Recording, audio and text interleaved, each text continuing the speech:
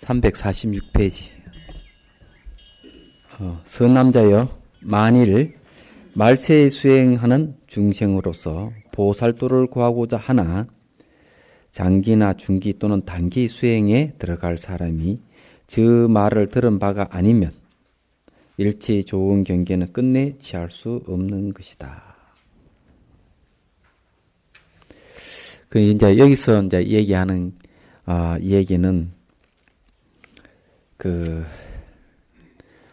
이 이제 참회를 이제 그걸 좀 하고 발언을 하고 이제 수행을 해야 되는데 그런 것도 없이 수행을 하면은 좀 안 된다는 그런 얘기를 하고 있어요. 그래서 그 밑에도 이 단락은 장기나 중기 또는 단기 수행에 들어갈 사람이 부처님이 가르친 바와 같이 먼저 삼칠을 애불참회하며 삼칠이 지나도록 이 생각을 한결같이 거둔 다음에 곧 좋은 경계를 만나 마음이 상쾌하고 편안할 것이라는 법문을 듣지 아니했다면 일체 좋은 경계를 끝내 취할 수 없다는 것이다.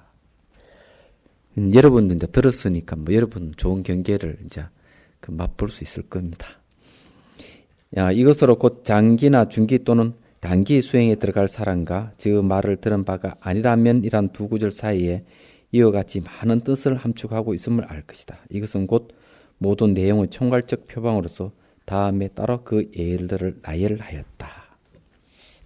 이제 그 나열을 했다니 가문 얘기를 들어봅시다.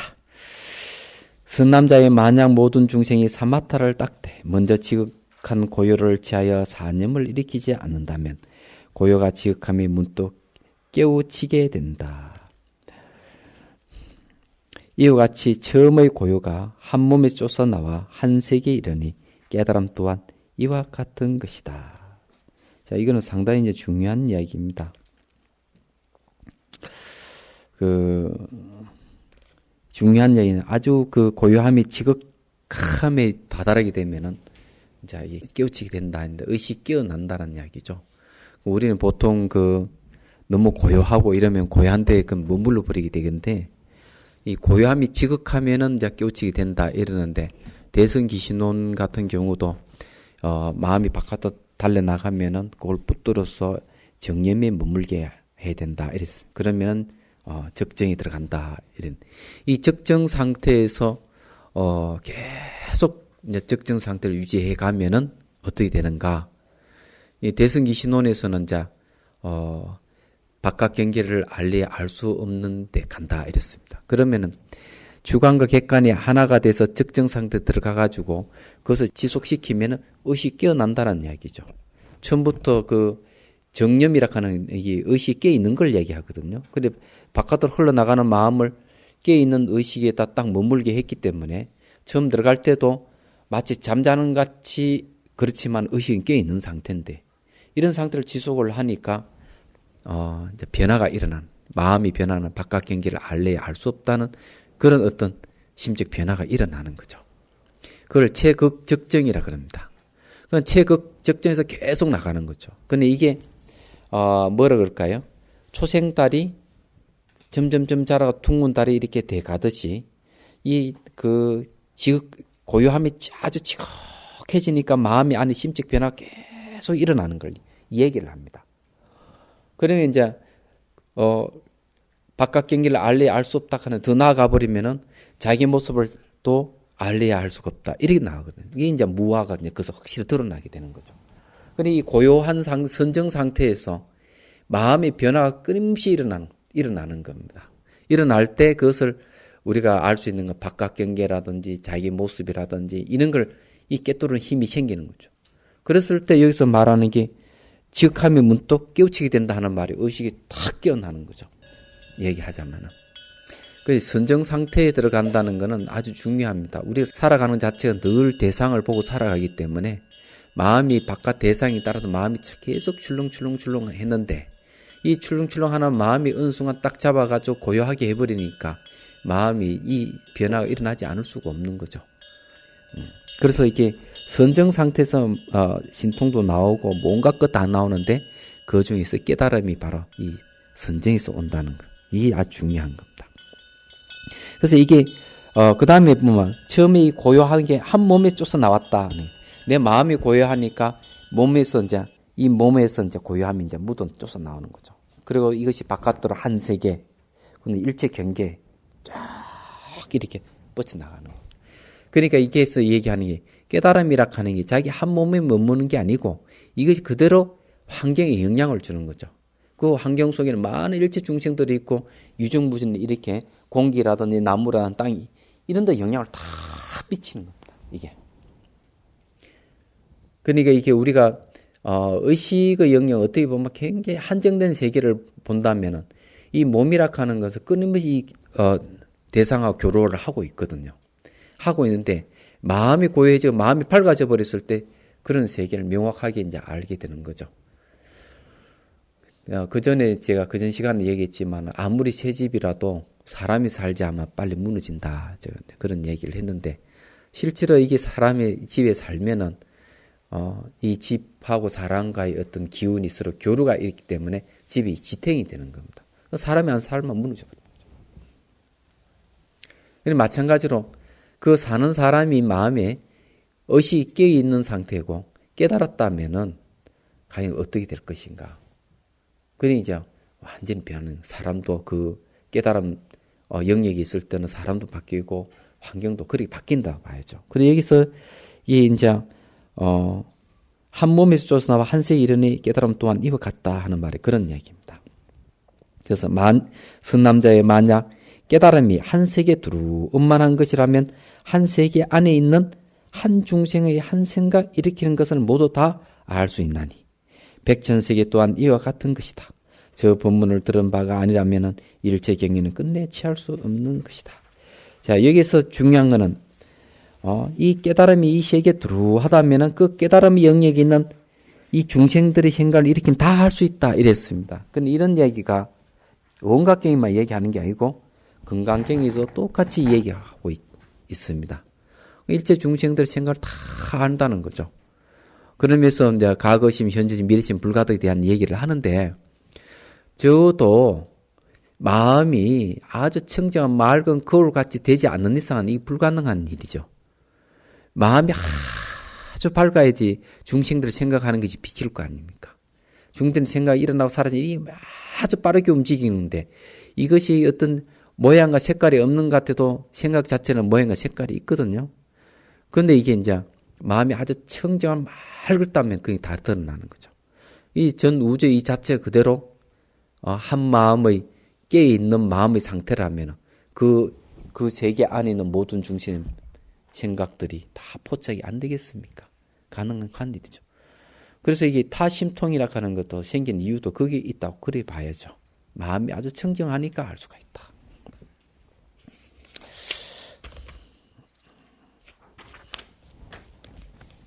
자, 거기 이제 줄을 한번 보죠. 공부의 처음과 끝이 고요와 청정을 벗어나지 않는다. 그러니까 이게 공부의 처음과 끝이 고요함과 청정에서 전혀 벗어나지 않는다고 얘기했는데 이게 아주 중요한 얘기입니다. 고요가 극에 달하여 청정하고 청정이 극에 달하여 광명이 법계에 통달한다. 이 강명이 나왔네요. 이 강명이 바로 깨달음의 빛입니다. 그래서 이게 우리 마음을 자성강명, 마음 자체가 빛이다 하는 얘기인데 이런 데서 알 수가 있는 것이죠. 깨달음이라는 것은 망념을 벗어난 지혜이니 곧 강명을 말한다. 지혜는 밝은 거울과 같고 망념은 번뇌와 같다. 거울에 먼지가 있다면 물체가 가까이 있더라도 그림자가 나타나지 않으나 거울에 먼지가 없다면 멀고 가까움에 상관없이 모두 나타나게 된다. 근데 이게 앞에서 이야기는 그대로 거울을 얘기하는데 이 수행을 하게 되면은 육체의 경계를 벗어나고 마음이라 하는 탐진치 이런 경계선이 자꾸 없어져 가면은 이 마음의 영역이 점점 넓어집니다. 넓어진과 함께 마음이 점점 거울같이 맑아져 가는 거죠. 그래서 이게 이 우주를 덮어버리는 겁니다. 그래서 원효스님께서 하신 말씀이 딱 맞는 거예요. 마음이 작다고 하지만 우주로 사고도 남는다 했습니다. 말하자면. 이 마음은 물질이라든지 어떤 형상이 없기 때문에 이 마음의 크기는 청량할 수가 없어요. 그래서 우리는 늘 이 마음이 좁은 경계로 머물러 버리는 것은 이게 대상이 집착해서 육체에 집착하고 또 마음속에 탐진치에 집착하고 이런 집착심에 의해 가지고 마음이 매여 있지만 뭔가 마음 번들 하나 들고 나갔을 때 우리는 이게 거울 같은 마음이 이렇게 나타나는 거죠. 그래서 대승귀신론에도 분명히 뭘 얘기했는가 하면 깨달음의 체, 각체락하는 것은 걔는 깨달음의 바탕이라고도 하는데 거울과 호흡과 같다 이렇게 이야기합니다. 그런데 이게 단순히 비유지만은 머릿속에서만 일어난 일들이 아니라는 사실을 명확하게 여러분 이해하셔야 됩니다. 이 깨달음이라 하는 게 단지 자기 한 몸에 머물러 있다 하는 이런 생각 빨리 벗어나야 돼요.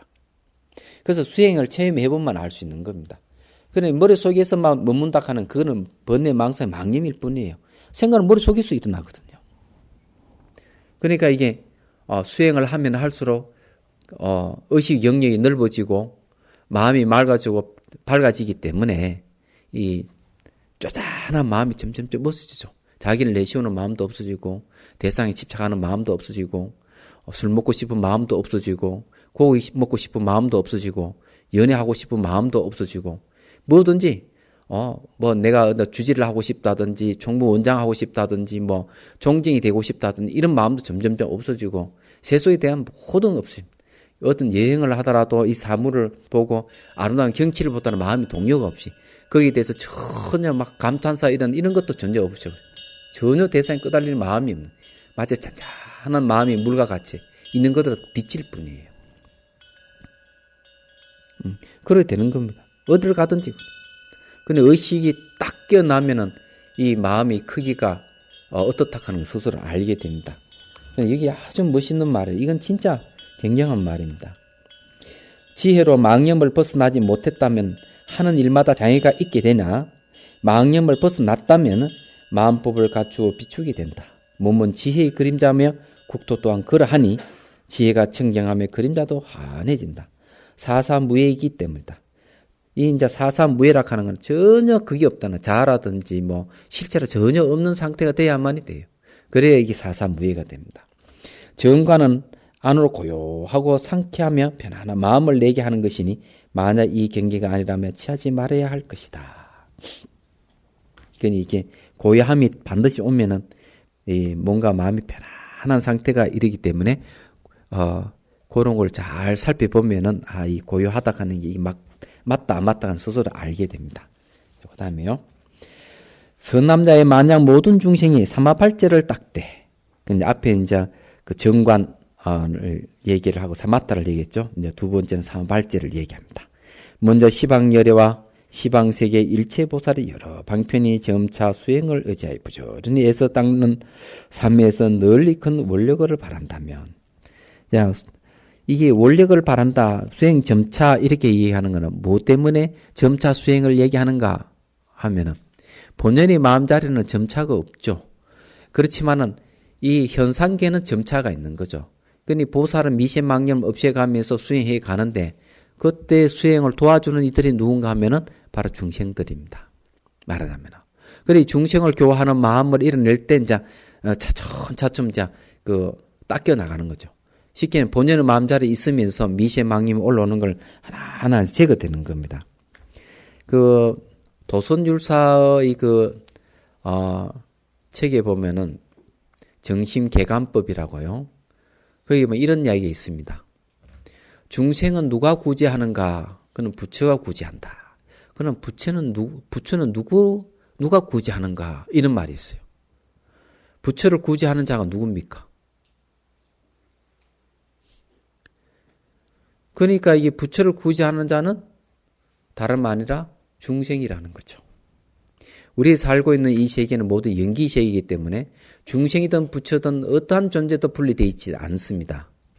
그렇기 때문에 고통에 빠져있는 중생을 구제하는 건 부처지만은 부처가 그래 작용하게끔 하는 건 누구냐 얘기죠. 그게 바로 중생이라는 겁니다. 그런데 이런 입장에서 봤을 때 근본 자리는 연기입니다. 연기 다른 이름이 원각이거든요. 부처가 중생을 구제하든 부처가 중생을 구제하게끔 하든 이는 원각에서 전혀 벗어나지 않는 겁니다. 근데 그런 이야기가 있는데, 여기도 이제 바꿔서 얘기하면은 이 수행 점차라 하는 게 점차 수행이 여러 방편인 점차 수행이 왜 생기느냐? 바로 중생들 때문에 생긴다는 얘기예요. 그래서 부지런히 애써 닦는 삶에서 널리 큰 원력을 바란다면, 그건 중생을 위해서 원력을 바라는 거죠. 스스로 일체의 종지를 훈수하여 완성하니 이 말을 들은 바가 아니라면 일체의 좋은 경계는 끝내 취할 수 없는 것이다. 자, 이렇게 중생을 구제할 원력을 바라면은 일체 종지를 훈수하여 완성한다. 이게. 그러니까 일체 중생을 구제하니까 일체 중생을 구제하는 순간순간 일체 종지가 바로 완성이 되는, 훈수배가 완성된, 영향을 받아서 완성이 되는 거죠. 그러니까 이런 이야기를 들은 바가 전혀 없다면 좋은 경계를 갖다가 취할 수가 없다. 이 말은 무슨 말인가 하면은, 우리 마음을 늘 대상을 보고 흡수해가 저장하는 능력이 있다고 제가 말씀드렸죠.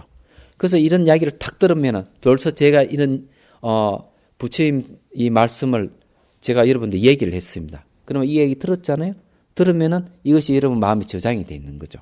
저장이 되어 있기 때문에 언젠가는 어느 순간에 여러분들 또 중생을 향해서 원을 바라게 되고 중생을 구제하는 순간순간 일체 종기를 이루게 되는 겁니다.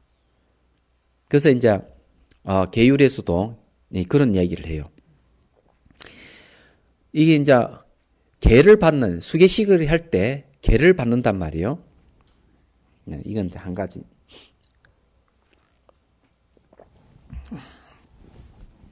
이게 다 중요한 얘기인데요. 여러분들이 삼위계와 삼위계를 받았다, 이죠. 행자로 있다가 삼이나 삼인이계를 탁 받는 순간 여러분 경계가 한 단계 업그레이드 되는 겁니다. 그리고 또 비구나 비구니계를 받는 순간 여러분 경계가 또 업그레이드 되어버려요. 그럼 왜 그런 현상이 생기느냐? 아주 간단한 이치입니다. 삼이나 삼인이 식계를 받는 순간 그 계율을 듣는 순간순간이 바로 마음의 개체가 형성이 되어버려요. 개체가 형성되면서 이때까지 계를 받기 전의 마음 상태를, 계를 받은 마음 상태가 다 쳐서 정화를 시키는 마음. 그래서 계를 받는 순간 한 단계 업그레이드 되어버립니다. 그리고 비유계를 받으면 또 한 단계 업그레이드 되어버려요. 경계가 달라져 버려요. 얼굴이 깨끗해져 버리고. 그런 현상이 생깁니다. 다르게 또 얘기하자면은, 학인 시절로 보내다가 중강을 딱 맞게 되면 실력이 어느 정도 향상됩니다. 바로 중강이 강사로 딱 임명되는 순간 공부를 하지 않는데도 강사에 할 만큼 실력이 딱 늘어나 버립니다. 강사 그 다음에 정강을 받게 딱 돼버리면은 또 실력이 탁 늘어버립니다. 희한한 일이죠. 근데 이거는 제가 말씀드리고 싶은 거는 뭔가 하면은 이 불법과 관계되는 일에서 그렇다는 얘기예요. 그건 여러분들도 그러니까 앞에 많은 강의를 들었지 않습니까? 이 마지막 원각 강의를 듣잖아요. 원각형 강의 들으면 또 달라집니다. 다음에 누구 와서 또 강의하면 그 강의를 또 이러면 또 달라져 버립니다. 이렇게 착착착 달라져. 왜? 그대로 마음이 흡수해가지고 마음이 저장하게 되면 그것이 계를 받으면 개체가 형성되듯이 법문을 듣면 법체가 형성되는 거죠. 이게 마음 안에서. 그래서 여기서 그런 이야기를 하는 거죠. 이런 말을 들은 바가 없다면은 일체 좋은 경계를 끝내 취할 수가 없다. 그러면 여러분들 이 글을 들었으니까 여러분들은 반드시 일체 좋은 길을 이룰 것이다는 겁니다. 제 얘기 아닙니다. 이거는 부처님 말씀하신 거예요. 그러나 여러분들은 이 강의를 들은 것이 이제 바로 행운이라고 봐야 되겠죠.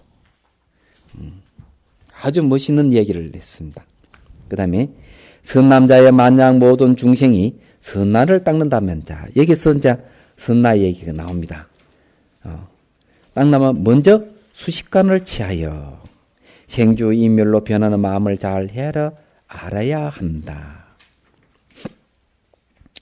자, 이게 그 수식관이라는 게 나왔습니다. 부처님께서 제일 처음에 여러 수행법 중에서 어떤 수행법을 가르쳐 줬는가 하면은 부정관을 가르쳤어요. 근데 부정관이라 하는 게 이렇게 어떻게 하면 그쪽으로 가가지고 공동묘진 끝에 가가지고 시체 썩는 걸 보고 자기 처소에 다 와가지고 그것을 관상으로 떠올리는 겁니다. 떠올려서 그걸 주시를 하는 거거든요. 주시를 하는 건데, 이런 수행을 이제 제자들이 하다가 부처님 잠시 출타를 하셨어요. 출타를 했는데 그 사이에 이 제자들이 열심히 수행하긴 했는데 하다 보니까 육체락 하는 것이 이 육체가 썩는 과정 10단계를 나눠서 봅니다. 뭐 절침에 불이 띵띵하게 부풀어 오르는 거, 냄새 나고 벌레를 끓고 그 썩은 문드러지고 그 다음에 벌레가 생겨가지고 파리가 구더기 생기고 그 다음에 이제 하나하나 탈락해 뼈만 남고 이런 과정을 1단계로 쭉 관상을 하는 거죠. 자기 직접 가서 보고 자기 처소화가 다 그렇게 하면은 몸이 무상하다가는 명확하게 알게 돼요. 그러면서 이제 육체에 대한 집착에서 점점 벗어나게 되는데 그렇지만 이게 굉장히 무섭거든요. 그래 어떤 일이 벌어지는가? 몸 또한 늘 자기라고 생각했는데 몸 또한 너무 허무하니까 그만 단견이 떨어집니다. 허무주의 빠져가지고 어느 중이 인생 너무 허무하다. 누가 대신 나를 좀 죽여준다면 얼마나 좋겠나. 그래서 얘기합니다. 나 좀 대신 죽이다오. 그럼 내가 갖고 있는 거 다 주겠다. 근데 어느 한 중이 탁나. 그래 내가 죽여주겠다. 그게 뭐가 탐나는 그 스님이 갖고 있는 물건이 탐이 나는 거예요. 바루라든지 가사라든지 그래가 목을 탁 쳐서 죽입니다. 그러니까 다른 스님들도 나도 이래 해가지고 몇 명이 죽어버리는가 하면 60여 명이 그냥 한 스님이 어리석음에서 죽어버렸습니다. 부처님 딱 와보니까 난리가 났거든요. 신도들이 성녀들을 비난하고 왜 신도들 그러니까 덜끓고 이런데 부처님 딱 하니 가관이에요. 그래서 계율을 제정합니다. 사람을 죽이지 말라 하는 계율이 딱 제정됩니다. 그러면서 뭘 가리키는가 하면 수식관을 탁 가리킵니다. 그래서 대중학과는 이 얘기를 합니다. 이 수식관은 안전하다. 이 부정관 매초에 이런 불상사가 생기지 않고 이 수식관만 하더라도 그대로 아란의 경지에 간다. 이랬습니다. 이 수식관은 산란심을 없애는데 주 목적이 있습니다. 그래서 수식관을 하게 되면 선정을 얻을 수가 있어요. 근데 이제 수식관 공부를 좀 기본적으로 알아두면 좋겠죠.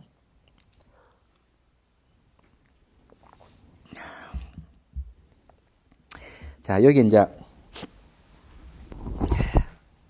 수식관도 단계가 있습니다.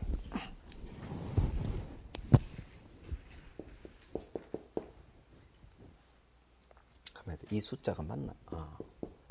수식관.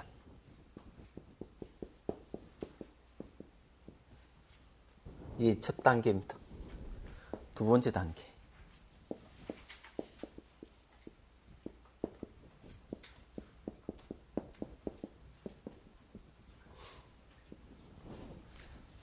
두 번째 수식관. 세 번째 단계.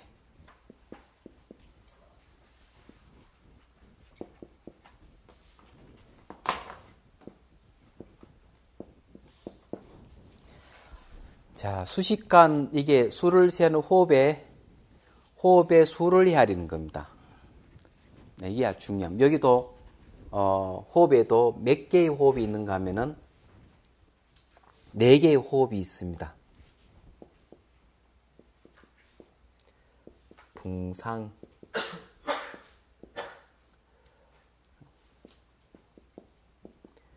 치상, 그다음에 기상, 그다음에 식상. 하도 오래돼가지고 자 이런 게인데 요거는 호흡이거든요. 호흡의 수를 헤아린다. 이 호흡의 수를 헤아리는데 이게 원칙이 있어요. 법칙이 있습니다. 그냥 하면 안 됩니다.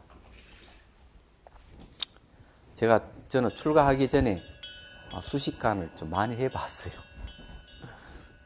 그러다 또 하도 참고도 해보고 별거 하여튼 이상한 인연으로 해봤는데 이 수식관 이게요 재미있습니다.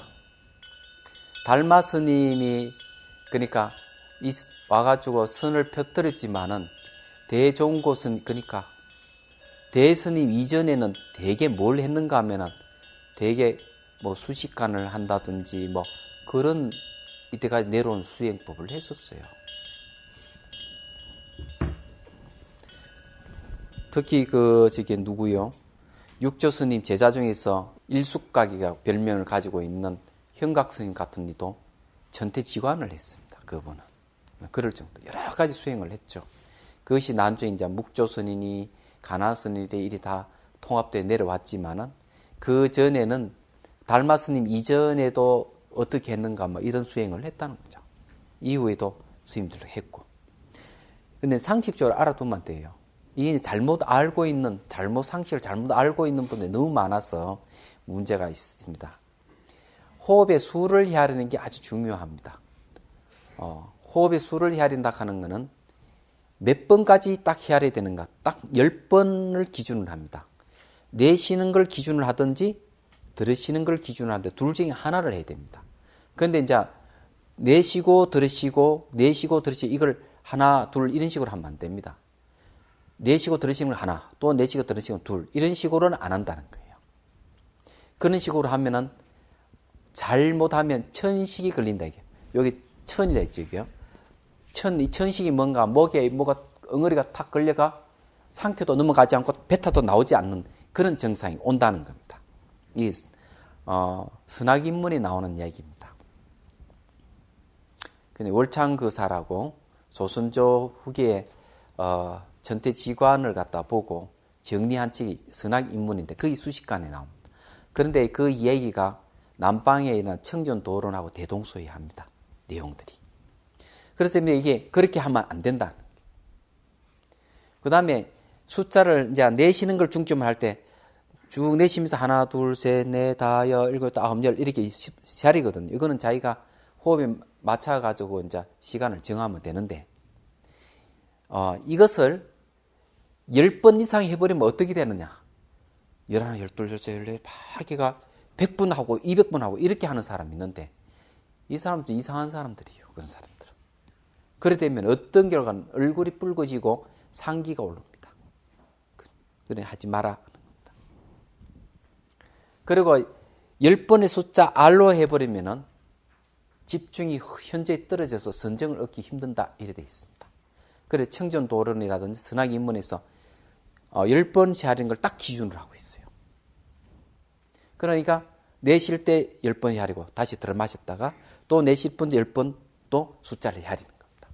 만일 들어 마시는 기준으로 들어 마시면서 10번 또 내쉬고 들어 마시면서 또 10번 헤아리고 내쉬고 이렇게 하는 겁니다. 그렇게 하는데 호흡에도 4종류의 호흡이 있다. 풍상이 있고 천상이 있고 기상이 있고 식상이 있다. 그래서 이게 호흡하는 걸 잘 들으면 여러분들이 지금 건강 상태가 어떻다 하는 거 체크도 가능합니다. 풍상이라 하는 건 뭔가 하면은 숨을 들으시고 내쉬는 소리가 나는 겁니다. 소리 나는 게 풍상이. 그게 안 좋은 거죠. 그런 분 대개 가슴으로 숨을 쉬는 분이 많고 가슴으로 숨을 쉬는 분들은 대개 원망하는 마음이나 성내는 마음이 많아요. 그래서 가슴을. 그리고 성질 급한 사람 그렇고. 이 마음이 안정이 안 돼서. 이 소리가. 그 다음에 이 천상이라 하는 말은 뭔가 하면 천식하듯이 이게 요게 가래 같은 거 목에 탁 걸려가 뱉어도 안 나오고 들어마셔도 안 나오는 거예요. 숨을 쉬면 탁 뭐가 요 걸린 같이 있는 거. 그건 천상이. 그건 안 좋은 겁니다. 기상인 기운기자 썼는데 기상은 뭔가 하면 들으시고 내쉬는 게 숨이 아주 힘차고 좋습니다. 그렇지만 그것도 좋지 않다. 피로해진다. 피로해지기 때문에 이것도 안 좋다. 이 세 가지는 안 좋다는 거죠. 그럼 가장 좋은 거는 식상이다. 식상이라 하는 게 뭔가 하면 숨을 들이쉬는지 내쉬는지 잘 구분이 안 갈 정도 조용하다는 거예요. 자, 이거는 뭘 얘기해 주느냐? 아주 중요한 건데 여러분들이 수행이 잘 된다 안 된다 하는 걸 판단하는 것 중에 하나가 호흡을 살펴보면 알 수가 있습니다. 호흡이 아주 미시해졌다 하는 것은 마음의 움직임이 그만큼 잠잠해졌다는 겁니다. 그걸 의미하는 겁니다. 일부러 호흡을 뭐 가늘게 하고 뭐 호흡 내쉬는 1분, 2분 이렇게 하는 거는 그렇게 하는 사람들은 대개 몸 건강을 위해서 그렇게 하지만은 이 수행자는 그런 거에 있다 체크하는 게 아니고 호흡이 아주 미시해졌다 안 해졌다 하는 걸 뭘 고가지고 특정하느냐? 그만큼 마음이 고요해졌다는 걸 얘기하는 겁니다. 적어도 세계 3선생과 호흡이 없습니다. 완전히. 그럴 정도 그만큼 마음이 고요하다는 얘기죠. 그래서 선정 상태를 얘기를 하는 겁니다. 그래서 이게 호흡의 수를 헤아리게 되면 어떤 증상이 일어나느냐? 이건 하나의 방편이에요. 그러면은 마음이 점점 산란한 마음이 하나로 통일되어 가는 겁니다. 고요해져 갑니다. 고요해져 가는데 수식간 따를 숫자 수식간으로 어떻게 이렇게 넘어가느냐? 그것도 기준이 있어요. 여기는 숨을 따른다. 요 말은 뭔가 하면 호흡이 길다고 알아차, 짧으면 알아차리되 호흡이 이만큼 나가면 딱 붙어서 따라가는 거예요. 이만큼. 호흡이 쑥 이래 내려가면은 마음도 같이 호흡을 따라가는 겁니다. 호흡을 놓치면 안 되는 거예요. 끝까지 따라가는. 그런 이렇게 하는 걸 수념이라는 말을 씁니다. 수념은 뭔가 하면은 정념의 다른 이름입니다. 이게. 그러니까 놓치지 않고 따라가는 겁니다. 끝까지. 근데 이렇게 넘어가려면은 어떻게 하느냐? 수를 헤아릴 때 하나, 둘, 자꾸 이렇게 헤아리다 보면은 마음이 고요해지는데 상대적으로 시끄러운 게 나타납니다. 뭐가 시끄러우냐? 하나, 둘, 셋 이렇게 마음속으로 숫자를 헤아리는 게 시끄러움으로 등장합니다. 마음은 고요해지고. 그러면은 그때는 수를 헤아리는 수식간을 탁 멈춰버립니다. 멈추고 따를 숫자 수식간으로 갑니다. 그때는 마음속으로 수를 헤아리는 게 아니고 이제 호흡을 따라가는 겁니다. 계속 따라가는 거예요. 따라가다 보면은 그 다음으로 세 번째 관식으로 넘어갑니다. 자, 관식이 뭔가 하면은 호흡을 본다는 겁니다. 이 수식을 하다 보면 어느 순간 여기만 이렇게 보는데 여기 보는 게 얼굴이 전체가 보이고 온몸 전체에서 보일 뿐만 아니라 이 눈을 감고 있는데 또 보여요. 그 다음에 뭐가 보이기 시작하는가 하면 호흡이 이제 객관적으로 사물 보듯이 보이기 시작하는 거예요. 그러면은 그때는 관식으로 저절로 넘어가게 됩니다. 이래 관식을 넘어가다 보면 어느 순간 호흡이 이 피부 하나하나에 호흡하는 걸 저절로 알게 됩니다. 일부러 호흡하려고 애쓸 필요가 없어요. 일부러 피부에 호흡하려고 하고 그런 막 기운을 가지려고 하는 거는 전부 다 기공하는 사람들이 그렇게 하지 수행자는 그렇게 안 하는 거예요. 왜? 마음이 조용히 고요해지만 저절로 다 보이게 되어 있는 겁니다. 그리고 억지로 하는 거는 작지인멸에 자기에 속하는 거죠. 잘못되게 하는 겁니다. 그런 거. 그래서 이 기공수련이라든 이런 거하고 불교 수행이 전혀 다르다 하는 성격이 다르다 하는 거 알아야 됩니다. 일부러 막 의지적으로 그냥 의도적으로 막 하려면은 나중에 사달 다 납니다. 몸이 다 망가져 버려요. 그러면 호흡이 이렇게 길게 들어가면 들어가는 대로 막 발끝 들어가면 발끝 내가 따라가는 거. 이만큼 나가면 따라가고 계속 그렇게 해버리면은 아까 얘기했던 피부 하나하나의 숨이 들어갔다 나갔다가 저절로 보이기 시작을 하는 거예요. 그게 관식이에요. 호흡을 봐야지 느끼면 안 됩니다. 느끼는 거는 감각수련이에요. 감각수련. 그건 기공수련에서 하는 짓이에요.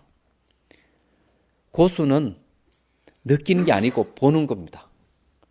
기공의 고수는 보는 거예요. 말하자면. 그런데 우리는 기공하는 게 아니잖아요. 우리는 마음의 본질을 깨뚫기 위해서 하는 거거든요. 기껏해 기 봐서 뭐 하겠어요. 그래서 이게 기의 주인인 마음인데 마음을 봐야죠. 그래서 이게 호흡이 이게 기운이 들어갔다 나갔다 온몸에 하는 걸 이제 쭉 보는 것. 보다 보면 이제 점점점 뭐가 어떤 현상이 생기느냐. 선악인문에는 이렇게 이야기합니다. 몸이 마치 투명해져 가지고 이 투명한 구슬 안에 뭐 티끌이 들어있는 같이 몸이 아주 투명해지면서 안에 뭐가 이렇게 보이기 시작을 한다는 거예요. 그리고 또 어떤 현상인데 마치 꼴짜기가 텅 비어있듯이 몸이 껍질만 하나 텅 비어버린다든지 이런 현상이 생기기 시작한다는 거죠. 그게 이제 관식의 경계입니다. 말하자면. 자, 그런 경계에 오면은 자, 욕계, 색계, 무색계 중에서 어떤 선정에 해당하느냐? 욕계 정의에 속합니다. 욕계에 우리가 살고 있는 욕심의 세계에서 이루어지는 정의예요. 말하자면. 근데 색계 선정으로 초선정으로 이제 들어가기 때문에 물질을 깨끗함을 보는 세계. 물질이 깨끗하다 하는 물질이 비어져 가는 몸뿐만 아니라 텅 비어보면 이 산물도 질감이 없어 텅텅 비어가는 세계입니다. 그건 색계 선정으로 가는 거예요. 그런데 여하튼 저런 과정을 거친다 하는 걸 여러분은 아시면은 좋습니다. 수식관은 어떻게 하느냐. 근데 왜 수식관에 선나가 붙었냐면은 이 수식관의 목적은 산란심을 없애고 선정을 얻는 데 주 목적을 하기 때문에 그렇습니다. 여기서도 수식관에 나오는 이유가 그렇습니다. 얘기가. 대승경전에 수식관 나온다니까 참 기절초풍할 노릇이지만은 사실은 그렇지 않습니다. 한경을 보면은 한경에는 부정관이라든지 수식관이라든지 자비관이라든지 연기관 다 나옵니다. 대승경전인데 최고의 경전인데도 나와요. 그런데 그 자세한 설명은 없습니다. 왜 없는가? 초기경전에서 또 논소에서 다 얘기했기 때문에 대승경전에서는 그것을 다 생략을 해버립니다. 다 얘기했기 때문에. 그런데 여기서도 자세한 얘기를 하지 않습니다. 다른 경전 다 얘기했기 때문에 생략을 합니다. 얘기하자면 이제 그런 거죠.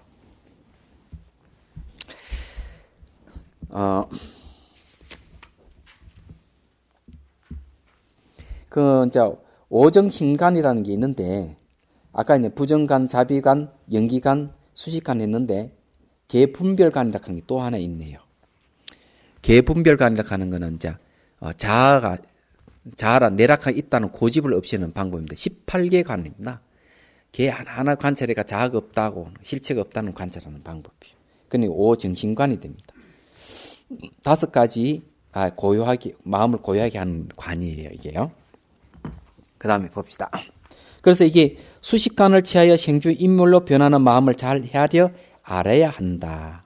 이와 같은 헤아림이 두루움만 하면은 행주 자화에서 일어나는 생각을 분별하여 알지 못할 것이 없어서 점차 이 힘이 증진되고 백천세계에 떨어져 있는 한 방울의 빗방울도 알 수 있는 것이 마치 눈앞의 물건을 보듯 할 것이니. 자, 이건 굉장합니다. 수식간에는 말이죠. 마음이 막 생겼다, 머무렀다, 달라지고 소멸해가는 이것만 아는 것이 아니라는 겁니다. 일상생활에도 가고, 앉고, 눕고, 머물고, 이런 순간순간에도 이 생각이 일어나고 사라지는 다 아는 거예요. 그러니 마음이 움직인다. 그래, 초기 경전도 그 얘기를 하고 있어요. 마음에 욕심이, 내 욕심이 일어났구나. 욕심이, 욕심이 사라졌구나. 승님이 일어났구나. 승님이 사라졌구나. 아는 거예요. 이게. 자, 이게 엉뚱한 얘기인데. 1월 달에 미국 가가지고 메들랜드라는 데 갔어요. 왜 갔는가 하면은, 그 요청한 사람이 한의사예요. 이 한의사가, 자기 이제 선배에게 얘기를, 혹시 한국에 그 명상하는 스님 있으면 좀 소개시켜 주시오, 오면은. 그랬다는 거예요. 그래, 우리들이 딱 끌려갔는데, 근데 사연을 들어봤어요. 왜 그러냐 하니까. 어머니하고 사이가 안 좋다는 거예요. 자기 딸이 있는데, 이 자기가 어머니한테 행동을 딸이 자기한테 그대로 하더라는 거예요. 그래서 이게 가만 생각해 보니까 어머니와 사이를 개선하지 않으면 안 되겠다는 것을 절감하고, 이분은 불자도 아니고 가톨릭 신자예요. 그래서 이 성당에서 8개월 동안 뭘 했는가 하면은, 여기 성경 구절 명상을 했습니다. 이분이 8개월 동안. 신부님이 지시에 8개월 동안 성경 구절 명상을 했는데, 이게 마지막에는 이제 하해와 용서, 이게 선명하더라는 거죠. 그러면 이제 됐다. 이제 어머니와 사이를 개선할 수 있겠다. 이런 생각을 탁 했어요. 그래가 선물을 하나 딱 사들고 딱 찾아간 거예요. 찾아갔는데 어머니를 보는 순간 감정이 탁 올라올 뿐만 아니라 어머니가 말을 한마디 탁 하니까 자기는 이렇게 해야 된다 정반대로 엉뚱한 얘기를 탁 하게 되더라는 거죠. 그래가지고 마음은 상하게 돼버리고 실패를 봐버린 겁니다. 그러니 8개월 명상했는데 명상이 숲으로 돌아가 버린 거죠. 근데 이게 뭐가 잘못됐느냐 하는 거예요. 그래 가서 뭘 가르쳐 주는가 하면은 알아차림, 관법을 가르쳐 준 거예요. 딱 그쪽 불자들하고 1박 2일 딱 수련을 했는데 딱 하고 난데 이제 어머니를 찾아갈 수 있겠다. 이건 확실하게 되겠다. 확신은. 왜? 바로 이 말이죠. 생각이 일어나고 사라지는 이걸 명확하게 볼 수 있는 방법이 정념입니다. 알아차림이에요. 그게 관법이 관입니다. 수식관 할 때 관이에요. 이게. 그렇기 때문에 딱 감정이 탁 일어나면 자기 감정을 알아요. 그런데 처음에 어머니 찾아갔을 때 실패 본 거는 뭔가 하면 자기 감정이 일어나는 걸 자기가 그걸 캐치를 못한 거예요. 캐치를 못해서 감정이 팍 일어나 버리니까 그 감정 따라서 자기 말하고 생각해버린 거예요. 행동 따라가 버린 거예요. 그런데 만일에 알아차림 잘 돼가 자기 감정이 탁 올라오는 자 지켜볼 수 있으면은 감정이 끄달리지 않게 됩니다. 근데 이걸 이 사람이 알았던 거예요. 말하자면. 그래서 제가 말씀드리고 싶은 건 뭔가 하면 불교 수행이라 하는 일상생 행주자와 의무 동정이 바로 응용이 될 수 있는 게 이 수행법입니다. 이 수행을 하는 순간순간 자기 삶 자체가 완전히 바뀌어가는 거예요. 이 수식관 하나만 이 수식관에서 끝나는 게 아니에요, 이게요. 보니까. 그대로 그냥 행주자와 음묵동정에서부터 해가지고 백제세계에 떨어진 모든 한 방울 물방울도 알 수가 있다, 이게요. 그러면 얼마만큼 마음이 맑아져야 되겠습니까? 그걸 갖지 아주 투명해야만 그거 알 수 있는 거거든요.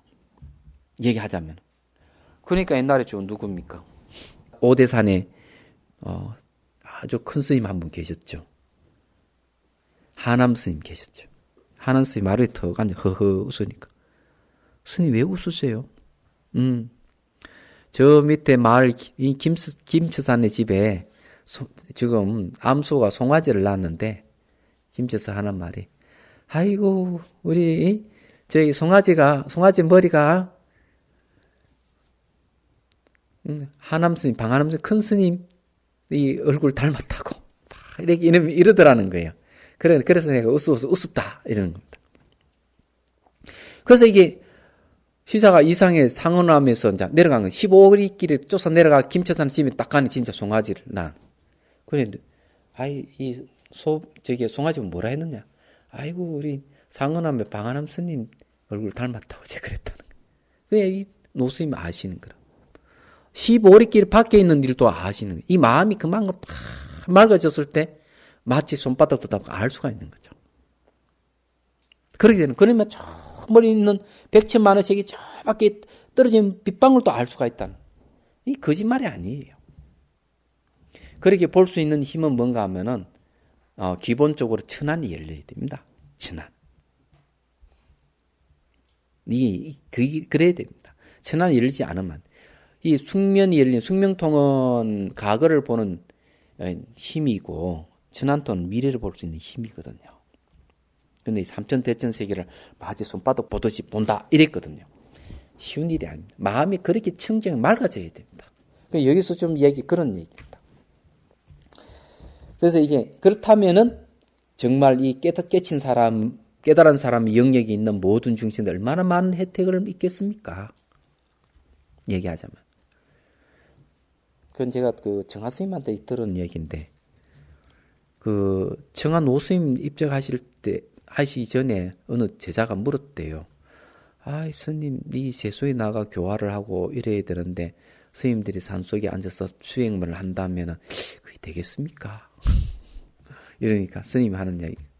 산속에 앉아서 수행 정진을 하더라도 중생을 제도한다.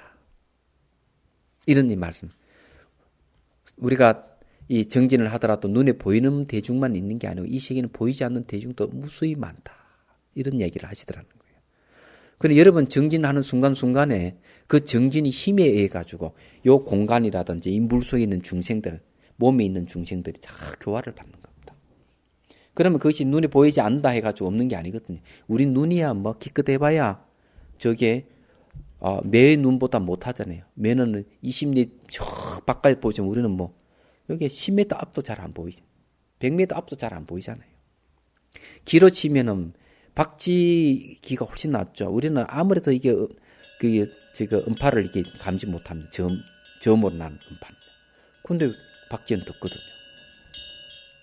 귀로 들을 수 없는 파를 잠재한. 그렇거든요. 근데 생각을 해보세요. 이 마음이 다 맑아지고 이러면 달라져요. 이 세계는 무수한 중생들이 살고 있어요.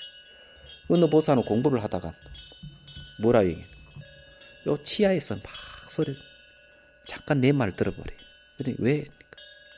평소에 이게 남을 막 씻고 돌리고 이랬는데 죽고 나니 당신 치아에 태어났는데 당신이 이 음식을 씹을 때마다 내 몸이 부서진다. 이런 가보고가 있다. 그래서 당신은 수행하니까 내 마음이 이제 편안해 눈이 밝아져서 내 극락가게 돼 너무 고맙습니다. 기속에 있는 중생들도 막 수천 년 동안 어둠 속에 살았는데 당신 수행하면서 내 눈이 밝아졌다. 제가 이제 극락가게 너무 좋다. 내 권속돈에 다 데려가겠다. 몸에서 일어나는 현상들이. 그래 한경이 보면은 몸에는 8만 대징이 산다는 거예요. 그래서 보디사트바는 일본은 큰 몸을 만들어가지고 중생들이 자기 살을 뜯어먹는 순간 보리스심을 일으키도록 한다. 이런 말이 나옵니다. 그런데 여러분 여기에 전방에 정진한다는 게 단순한 게 아니에요. 굉장히 큰 일을 하고 있는 겁니다.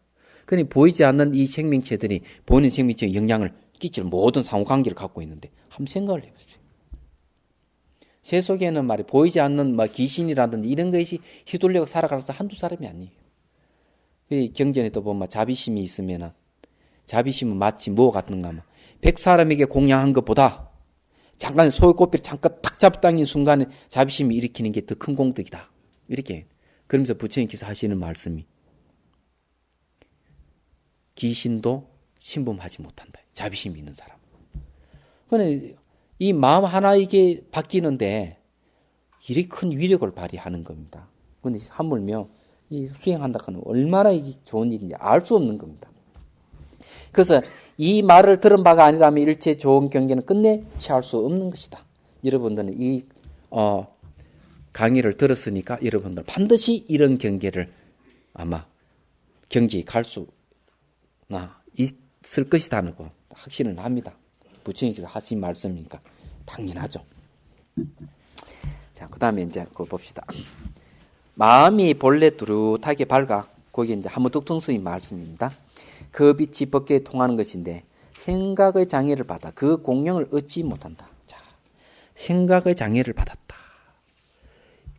여러분도 인도 수행자의 말 중에 그런 말이 있죠. 그 누구요? 크리슈나무리티가인. 그 책 제목에 이런 제목이 있어요. 생각으로부터의 자유. 근데 진짜 우리 수행은 생각으로부터 자유로워지는 게 수행입니다. 여기서 뭔가 하면 생각의 장애를 받아 그 공명을 얻지 못한다 이랬습니다. 비록 정관을 닦더라도 고요한 생각이 남아있고 환관을 닦더라도 환 또한 잊지 못하니 모른지 적간의 의자에 남아있는 그 생각을 멸한다면 이는 마치 해가 중천에 뜸에 어둠을 밝히고 어디라도 비추게 되는 것과 같다. 그래서 또 비유하여 청명한 군주가 도저히 무리를 다스리며 그 우두머리가 숨이 있는 곳을 알아 다시 숨지 못하게 하면 그들의 재차 난을 도모하는 일이 없을 것이며 이때 이제 도적이는 우리 뭐겠습니까? 도적은 번뇌망상이죠. 생각입니다. 도리에 충신이 되어 좌우에 있게 되니 이때 충신이 된다는 생각 하나하나가 진의 작용을 바뀌니 충신이 될 수밖에 없죠. 바야흐로 나라가 태평하고 영원히 근심 걱정이 사라져 나라 안팎의 일이 한 사람에게 속하여 모든 일들이 그 총명 군주가 알게 되는 것 같다. 적관도 또한 그러하니 수습의 공을 성취해서 관하는 지혜가 분명하면 뭔가 이 세계에 기계락하는 자연계죠. 이 세계가 통하여 지혜의 경계가 되리니 거칠거나 미시한 생각의 모습을 알지 못할 것이 없게 되어 각기 다른 온갖 차별도 뭐 다 알 수 있을 것이다. 적관 안에서 정멸하여 상쾌하고 편안한 마음을 생기게 하니 만약 이 경계가 아니라면 이는 취하지 말아야 할 것이다. 참 멋있습니다. 자, 경전을 봅시다. 이것이 상관을 처음 닦는 방편이니 이제 상관을 대한 얘기를 이제 했습니다. 만약에 모든 중생이 세 종류의 관을 두루 닦아서 부지런히 수행하여 정진한다면 이는 열애가 세상에 출현한 것이라고 한다. 자, 상관을 닦게 되면 바로 열애가 출현한다 하는 겁니다. 그래서 왜 그러냐? 그 주위에도 그런 이야기죠. 상관을 갖추어 수행하면 일체 종주를 이루어서 온갖 덕의 바탕이 갖추어지니 이를 두고 부처님이 세상에 출현한 것이라고 한다. 이렇게 넘어갑니다. 354페이지. 만약에 훗날 말세의 근계가 둔한 중생이 도를 구하고자 하나 성취할 수 없다면 옛날의 업장 때문이니 마땅히 부지런히 참여하여 항상 희망을 가지고 먼저 정오와 사랑 및 질투와 아첨하는 마음을 끊어서 수승한 마음을 구하여야 할 것이다. 이 이제 그 말세의 둔한근기 중생이 있다면은 이 성취가 안 된다면 옛날 업장 때문에 그렇다. 과거에 지은 업장 때문에 그렇다. 근데 업의 장애는 어떻게 생기느냐? 자, 업은 무엇을 업이라 하느냐? 이 업이라 하는 것은 의식을 끼우지 못하게 하는 역할을 합니다. 자기가 하고 있는 걸 자기가 모르는 걸 업이라 그러는 거예요. 맹목적으로 하고 있으면 왜 해야 되는지 이유도 모르고 하는 거예요. 습관적으로 하는 게 업입니다. 그런데 이제 저는 업이라 하는 게 이 생각이 그 업의 총수예요. 그래서 모든 생각을 일으키고 하면 그것이 전부 다 마음이 딱 저장이 돼가지고 그놈을 장애를 일으키는 겁니다. 그게 업장이 되는 겁니다. 그럼 결국 과거에 보고 듣고 지었던 모든 것이 마음이 저장되어 있는데 그 놈이 바로 업장이에요. 이것이 현재 시에 계속 영향을 주기 때문에 수행하는 장애를 자꾸 일으키는 겁니다. 우리가 수행이 잘 안 된다 이러면은 과거에 지었던 업장이라고 생각하면 틀림없이 맞는 것이죠. 세속에서는 그런 경우는 업장을 소멸하는 방법을 어떻게 합니까? 바로 정신과 의사한테 가가지고 정신치료 받는 거예요. 그게 업장 소멸하는 방법입니다. 그런데 그것이 과연 업장이 소멸되겠느냐? 효과를 볼 수 있지 완벽하지는 못 되는 겁니다. 수행을 해야 됩니다. 그래서 도정신치료학회에 가가지고 수행 체험에서 얘기를 해줬는데 거기서 이제 많은 문답이 이루어졌습니다. 토론 과정에서. 그런데 한 분이 그런 얘기를 해요. 뭘 얘기하고 있는가 하면은 도로서 정신치료하는 과정하고 수행하는 과정이 아무리 비슷하고 어느 부분은 같다고 하지만은 분명히 끝은 다릅니다. 그래서 그 다른 점을 이렇게 지적을 하는 거예요. 정신치료하는 것에 의사가 도움을 주지만은 이 환자가 스스로 치료하는 능력이 없다는 거예요. 그래서 능력이 없기 때문에 그것을 뭐에 의존하느냐? 바로 약을 먹는다는 거죠. 약을 먹으면 정신이 이게 신경 같은 게 이게 말이죠. 둔화돼 버리면 마음이 정신이 안정이 돼 버립니다. 그렇지만 약을 안 먹으면 또 돌아와 버리거든요.